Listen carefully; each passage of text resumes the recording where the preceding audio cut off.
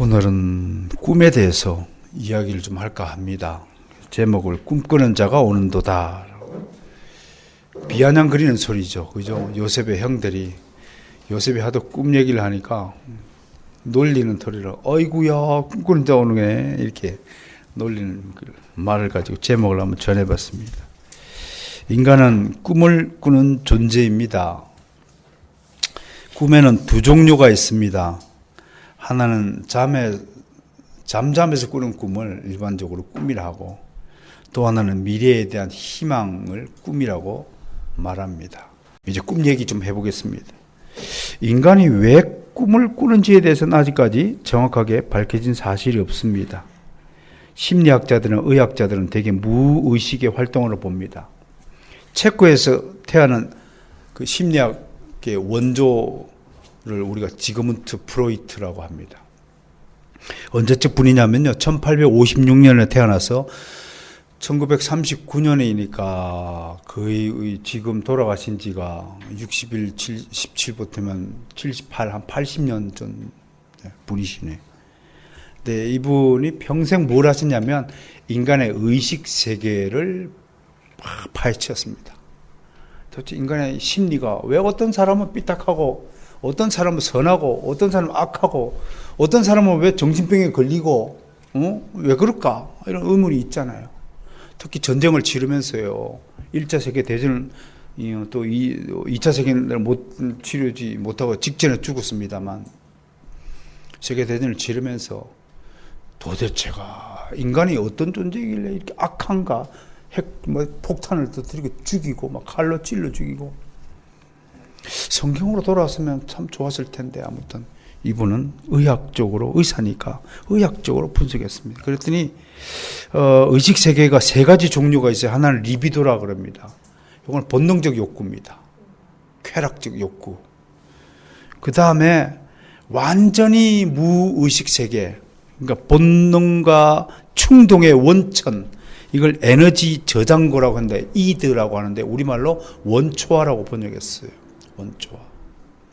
그리고 의식적인 활동의 영역, 그러니까 에고, 우리말로 자아라고 번역했어요. 자아, 참 번역을 잘한 것 같아요. 저는 에고를 자아로 번역한 건 자기의 씨앗이다. 참 번역을 잘했습니다. 누가 번역했는지 알 수가 없어요.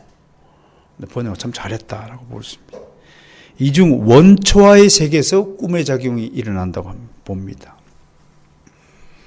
그래서 프로이트는 심신이 불안한 사람들은 이제 체면을 걸어가지고 자유연상법이라 하는데, 체면 기술을 이용해갖고 체면을 들게 해서 무의식 세계를 들여다보는 기술을 개발했는데, 그게 과학적으로 옳은 건지 그런 건지 아직도 검증된 바는 없습니다.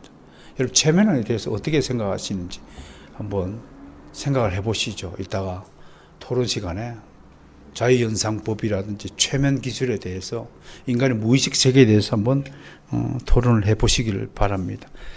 그런데 성경에서 꿈은 하나님의 계시의 수단으로 등장합니다. 하나님의 꿈을 통해서도 당신의 뜻을 계시하십니다. 저는 그래서 개인적으로 꿈에는 두 가지 종류가 있는데, 하나는 하나님이 주시는 계시의 꿈과 그야말로 아무 뜻도 아닌 개꿈이 있다고 합니다.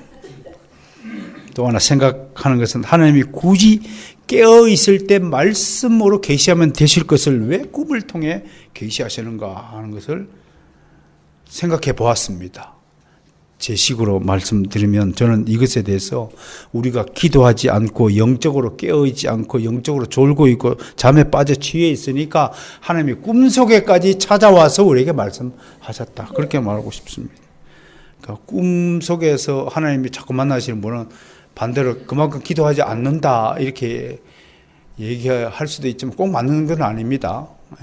꼭 맞는 얘기는 아니니까 그렇게 한번 생각을 해봤습니다.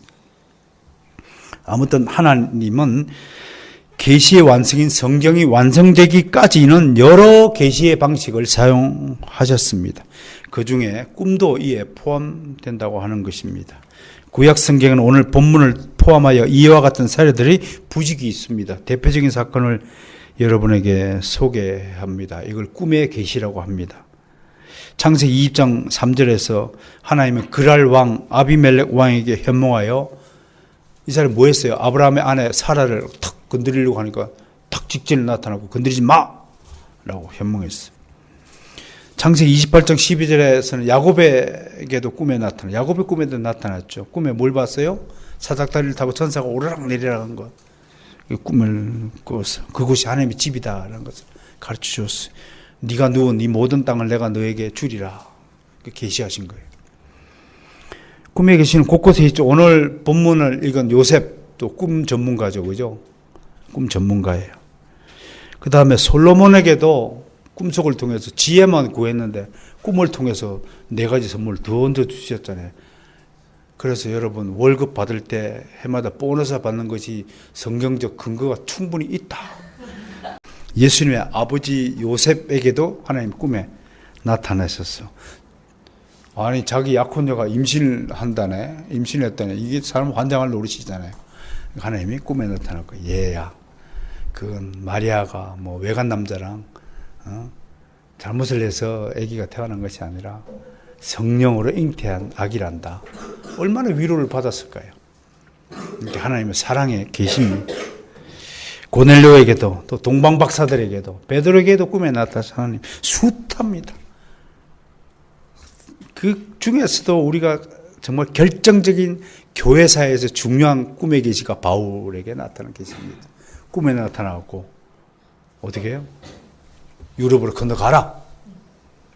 그것이 유럽의 교회가 세워지는 시발점이 된 것 아닙니까? 그러니까 꿈을 꿔도 이런 꿈을 꿔야지 돼지 꿈 꿨다고 복권 산다고 하는 그런데요, 성경에는 한편으로 거짓 선지자들의 꿈도 소개하면서 경고를 하고 있습니다. 예레미야 선지자는 이런 이야기에 현혹되지 말고 경고했고, 스가랴 선지자도 허탄한 꿈을 꾸지 말라고 했습니다. 예레미야 23장 25절에서 28절 한번 찾아봅시다. 예레미야 23장 25절 28절.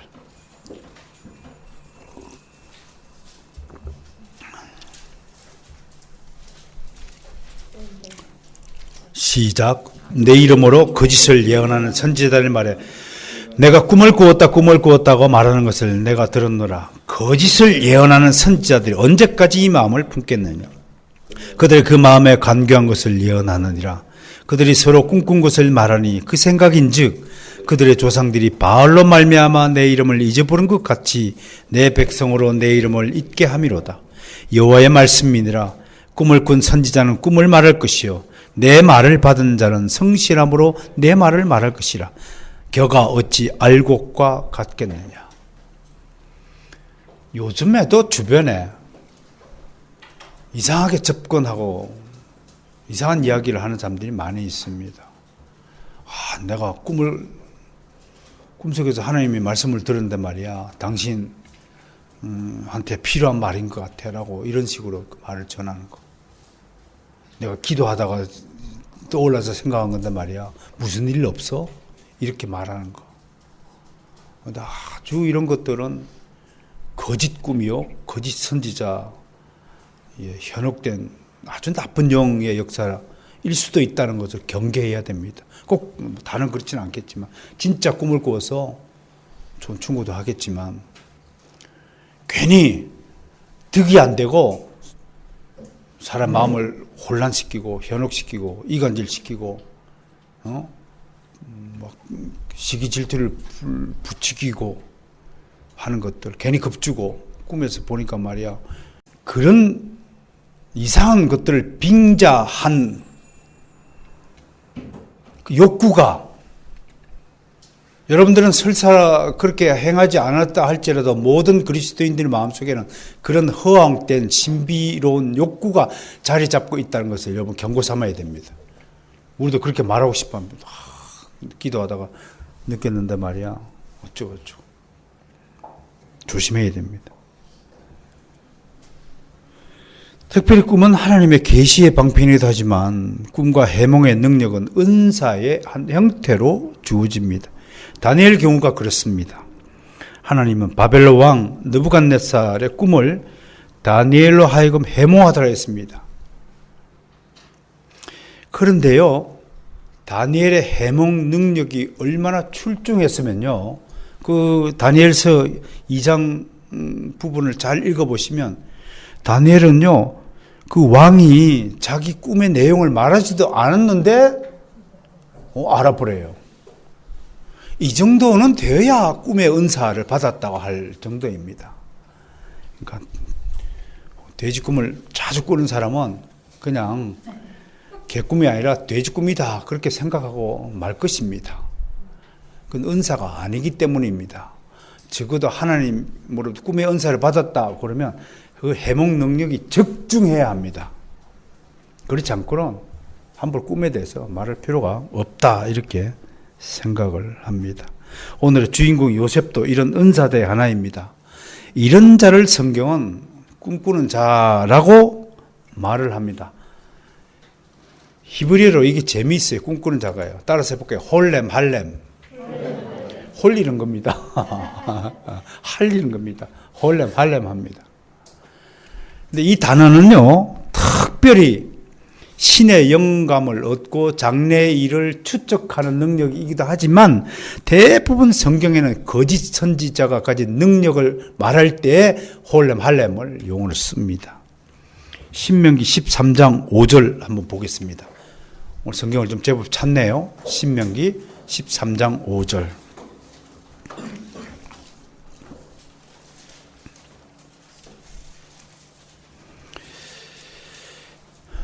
이렇게 홀렘, 할렘, 거짓 선지자의 꿈꾸는 능력에 대해서 경고하고 있는데요. 13절 5절 한번 보겠습니다.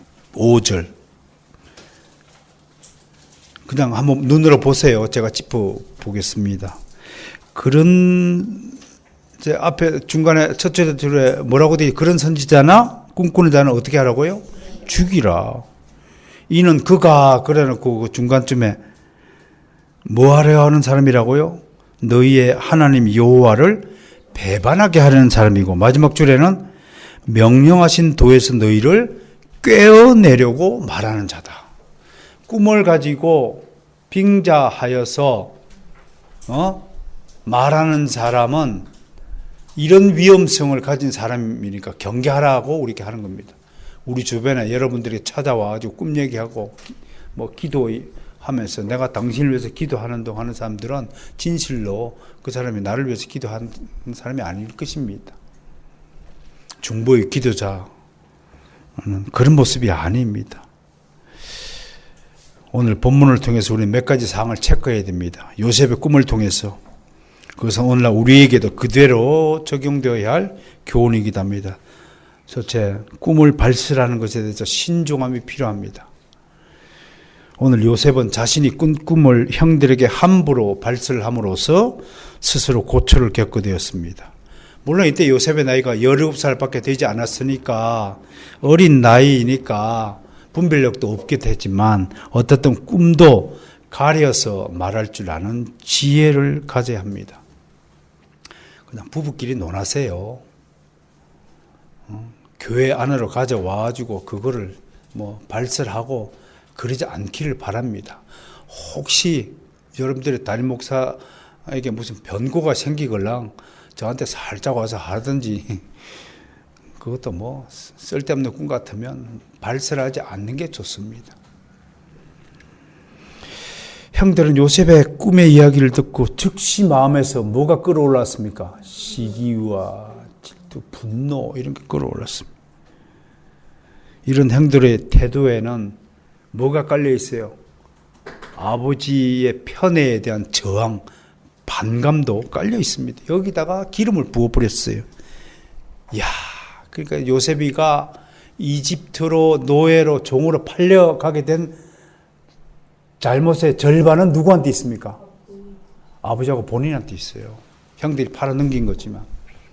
그러니까 이런 고초를 겪지 않도록 나중에 어떻든 요셉이 그렇게 해서 팔려가가지고 그런 방식이 아니더라도 하나님의 예정 가운데서 요셉은 애굽으로 가서 요셉 총리가 되었을 거예요. 그 하나님의 예정과 작정인데 어떤 방식으로 되느냐는 우리의 자유의지를 또 침범하지 않는 방식으로 하나님이 그렇게 해서 우리 발걸음을 인도하시는 거죠. 이거 신학적으로 잘 이해하시기를 바랍니다. 철없는 아버지 야곱이 아예 요셉을 시기 질투의 대상으로 만들어버린 겁니다. 두 번째로 오늘 받아야 될 교훈은 꿈을 해석하는 것은 은사의 하나다라고 다시 한번 강조합니다. 하나님의 형들에 의해 상인의 손에 의해 애굽으로 팔려와서 노예가 된 요셉을 불쌍히 여기시고 그와 함께 하시고 범사에 요셉을 형통케 했다고 성경 기록합니다. 39장 3절을 보세요. 창세기 39장 3절에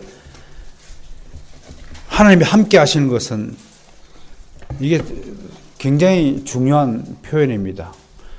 여러분, 나는 잘났습니다. 나는 늘 하나님이 나와 함께 하십니다. 라고 본인 입으로 떠드는 것이 아니라 누구의 입을 통해서 하나님이 함께 하신 것을 판명받고 있습니까? 예. 자, 3절 읽습니다. 시작. 그의 주인이 여호와께서 그와 함께 하심을 보며 또 여호와께서 그의 범사에 형통하게 하심을 보았느니라. 누가복음 2장 52절에 보면 예수님이 자라가며 어떻게 해요? 세상 사람들로부터 사랑받고 인정을 받는다는 기록을 하고 있어요. 굉장히 중요한 구절입니다. 하나님의 사람은 내가 내 입으로 떠들지 않더라도 그냥 주변에서 자연적으로 인정해 주는 겁니다. 요셉이 그런 사람이었어요. 여호와께서 그의 범사에 형통하게 하시니까 그 얘기는 하나님이 언제나 함께 하시고 모든 일에 하나님이 요셉을 도우신다 그런 말입니다. 여러분 인생에도 막힘이 없이 만사 형통의 축복을 받으셔서 여러분이 하는 모든 일을 하나님이 도우시기를 주여로 축원합니다. 세 번째, 우리는 거짓 선지자에 대한 경고를 들어야 합니다. 우리 주변에 늘 거짓 선지자들이 득실됩니다. 이들이 세운 거짓 교회들이 판을 칩니다. 그들은 정통 교회를 애워싸고 집요하게 공격하고 교회 안으로 침투하여 내부 분열을 시키고 교회를 말살시키고자 시도합니다.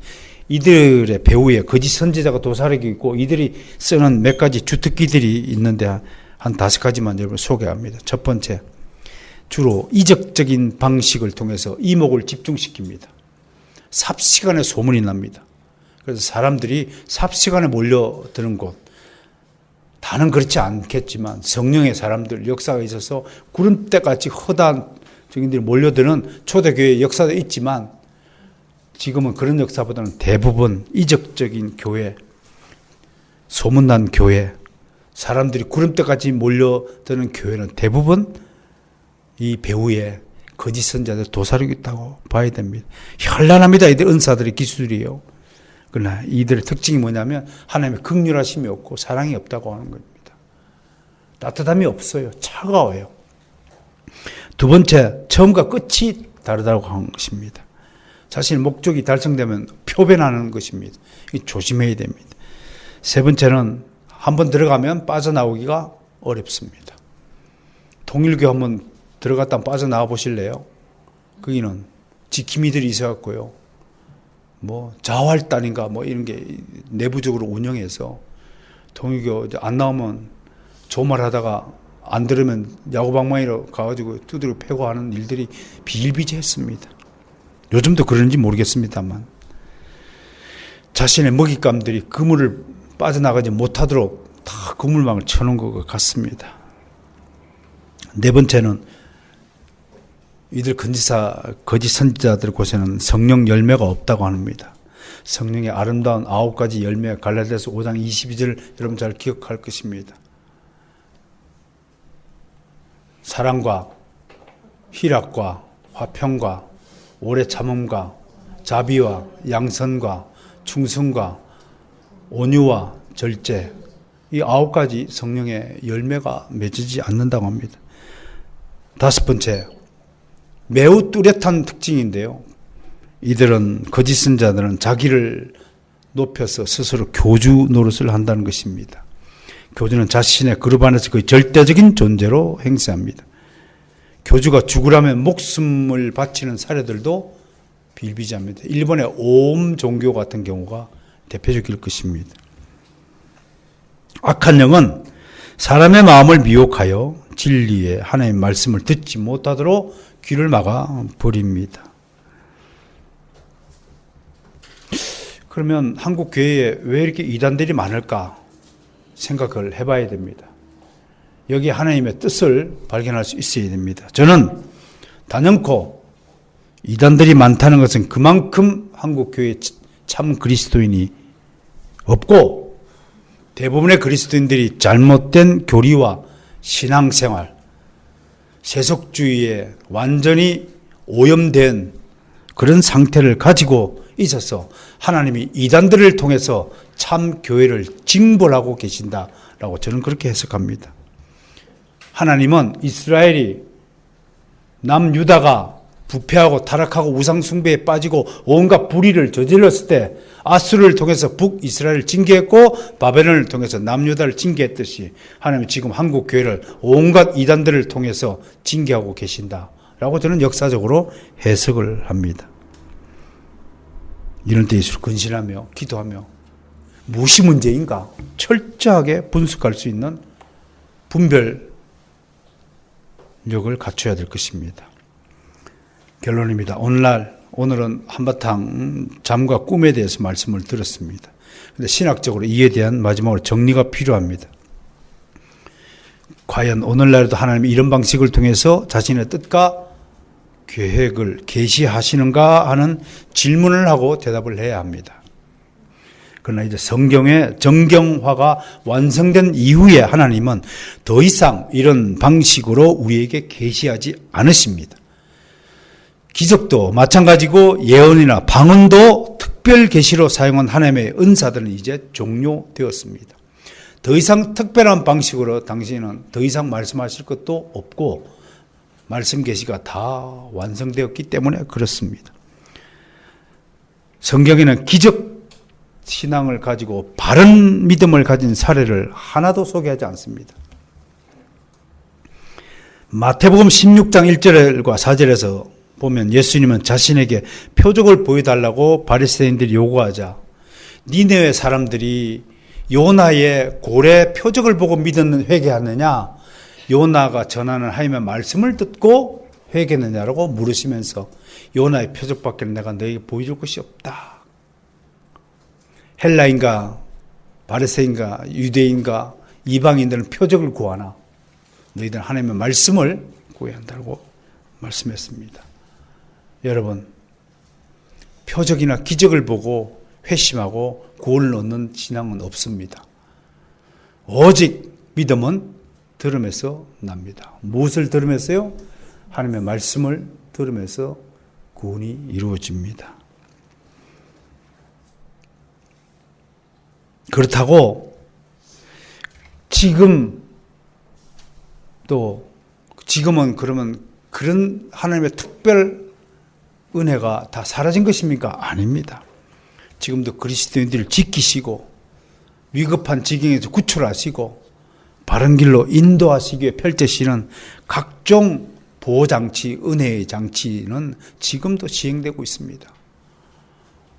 여러분 갑자기 차를 끌고 다니다가 누구한테 전화를 걸고 싶은 마음이 안 생겼습니까? 전화를 걸다 보면 이상하게 그분과 연결이 되고 전화를 걸다 보니까 알게 되는 사실들. 어떤 마음이 일어나서 갑자기 그분을 돕고 싶은 마음이 생겨서 전화를 해보니까 실제로 도움이 필요한 상태인 걸 알게 되는 경우 등등 이런 일들은 지금도 하나님의 자비하신 은혜의 도우심이므로 이런 도우심을 우리가 거절할 필요는 없다. 자, 하나님의 성경을 통해 우리에게 말씀하셨습니다. 하나님은 이미 예수 그리스도를 통해 모든 계시를 완성하고 종결하셨습니다. 성령님도 이제 다른 방식으로 우리에게 말씀하지 않습니다. 오직 성경을 통해 말씀하신 것을 다시 말씀하시는 것입니다. 그래야 우리를 주목하게 하시고 우리로 하여금 하나님의 말씀 앞에 바로 서게 하시고 말씀을 바라보게 하시고 다시 말씀을 듣게 하시고 몰랐던 말씀을 이제 새롭게 이해하고 깨닫게 하시는 역할을 성령께서 하고 계시는 것입니다. 그래서 좀 더 정확하게 알게 되기를 원합니다. 복음의 도를 전하고자 하는 자들은 이 말씀을 귀담아 드려야 됩니다. 나도 잘 이해 못하고 나도 잘 모르는 내용을 전할 수는 없기 때문에 그렇습니다. 구원의 도, 곧 복음에 관한 모든 하나님의 뜻과 계획을 알기 위해서는 우리는 오직 성경에 기록된 하나님의 말씀을 읽고 깨달아야 할 것입니다. 한편 하나님의 말씀은 우리의 영적인 양식입니다. 양식은 먹으라고 있는 것이죠. 그리스도인은 육적인 음식만 먹는 사람들이 아닙니다. 세상 사람들은 영적으로는 죽은 사람들이기에 육적인 양식만, 음식만 밥만 먹으면 사는 수도 있겠지만 그리스도인은 거기에다가 영적인 생명을 얻기 위해서 영적인 양식을 필수적으로 섭취해야 하는 사람들입니다. 그것도 부지런하게 먹어야 되는 사람들입니다. 바로선 개혁교회 성도들께서 이 점을 좀 명심하시고 많은 하나님의 말씀 양식을 먹기를 바랍니다.